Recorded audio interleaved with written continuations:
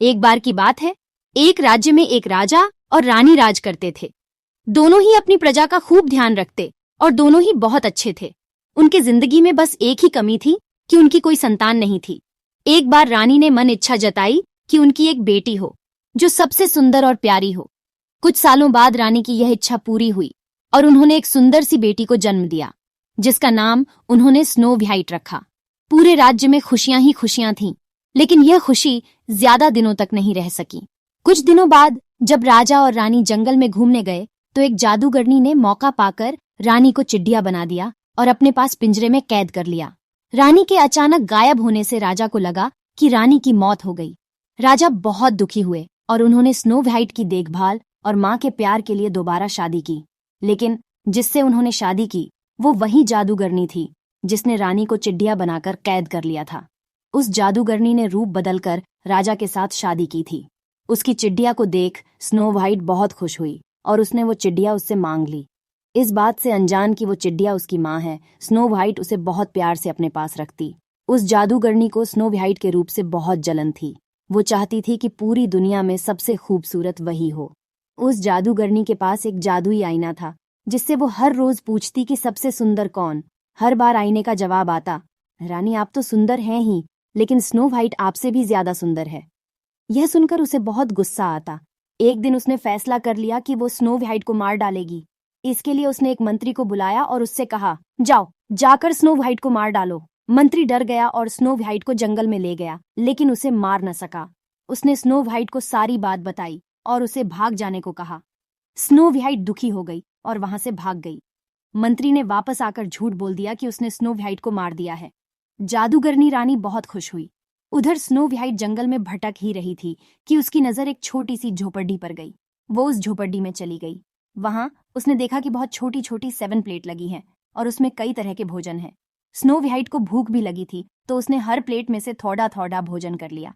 फिर उसकी नजर वहां लगे 7 बेड पर पड़ी रही। स्नो व्हाइट को नींद भी बहुत आ रही थी तो वो आराम करने का सोचकर एक बेड पर लेट गई। लेटे लेटे उसे नींद आ गई और वो सो गई। तभी थोड़ी देर बाद वहां 7 बौने आए। उन्हें अंदाजा लग गया था कि वहां कोई आया है। जैसे ही उनकी नजर स्नो व्हाइट पर पड़ी डीडी, उसकी खूबसूरती देख बौने उसे देखते ही रह गए। तभी स्नो व्हाइट की नींद खुली और उसने डरते हुए बौनों को सारी बात बताई। बौने उसकी बात सुनकर चौंक गए और उन्होंने कहा, हे स्नो व्हाइट, अगर तुम हमारे लिए हमेशा अच्छा खाना बनाओगी और हमारे घर का ख्याल रखोगी तो तुम हमारे साथ रह सकती हो। स्नो व्हाइट ने उनकी बात मान ली और सब खुशी खुशी रहने लगे। एक दिन उस जादूगरनी रानी ने फिर से अपने जादुई आईने से पूछा कि सबसे सुंदर कौन।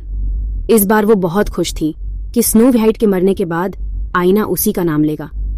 लेकिन अफसोस ऐसा कुछ नहीं हुआ।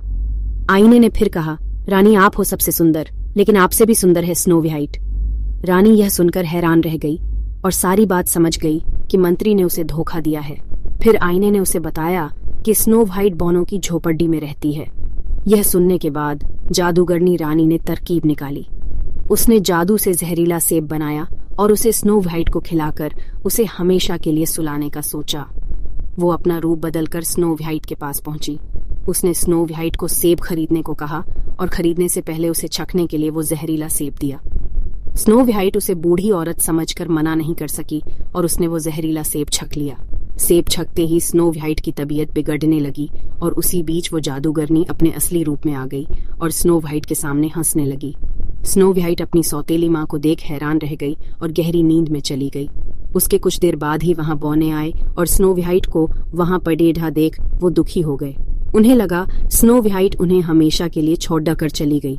उन्होंने उसे दफनाने का सोचा, लेकिन उनका मन न माना और उन्होंने उसे एक शीशे के ताबूत में रख दिया।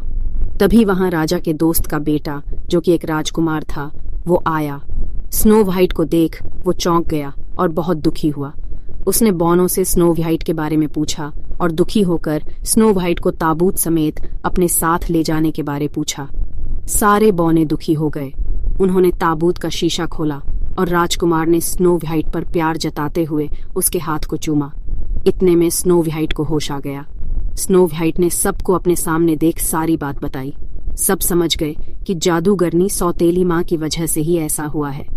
वो बौने जादूगर बनकर राजा के दरबार पहुंचे और उन्होंने कहा कि उन्हें पता है कि रानी को खूबसूरत बनने का शौक है वो उन्हें बहुत खूबसूरत बना सकते हैं, लेकिन उन्हें उनके साथ चलना होगा। रानी और राजा उनके साथ चल पड़े और जैसे ही रानी पर सूरज की किरणें पड़ी, वो अपने जादूगरनी के रूप में आ गई। वहां स्नो व्हाइट और राजकुमार भी पहुंचे। स्नो व्हाइट को देख राजा खुश हो गए। उन्होंने राजा को सारी बात बता दी और फिर बोनो ने अपनी शक्ति से जादूगरनी के जादू को खत्म कर दिया। जादू खत्म होते ही चिड़िया बनी असली रानी अपने रूप में आ गई। राजा और स्नो व्हाइट रानी को देख बहुत खुश हुए और जादूगरनी को बंदी बनाने का आदेश दे दिया। इसके बाद राजा रानी ने स्नो व्हाइट और राजकुमार के विवाह का आयोजन किया और बोनो को तोहफे दिए। सभी खुशी खुशी रहने लगे। इस कहानी से यही सीख मिलती है कि बाहरी खूबसूरती से ज्यादा अंदर की खूबसूरती ज्यादा मायने रखती है।